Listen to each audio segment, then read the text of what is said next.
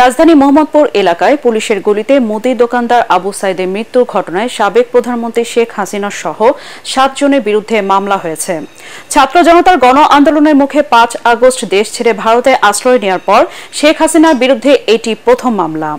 মামলার অন্য আসামিরা হলেন আওয়ামী লীগের সাধারণ সম্পাদক ওবায়দুল কাদের, সাবেক স্বরাষ্ট্রমন্ত্রী আসাদুজ্জামান খান কামাল ও পুলিশের সাবেক আইজিপি চৌধুরী আব্দুল্লাহ আল মামুন, ঢাকা মহানগর পুলিশের অতিরিক্ত কমিশনার ও গোয়েন্দা শাখার সাবেক প্রধান হারুনুর রশিদ, ডিএমপির সাবেক কমিশনার হাবিবুর রহমান ও ডিএমপির সাবেক যুগ্ম কমিশনার বিপ্লব কুমার সরকার।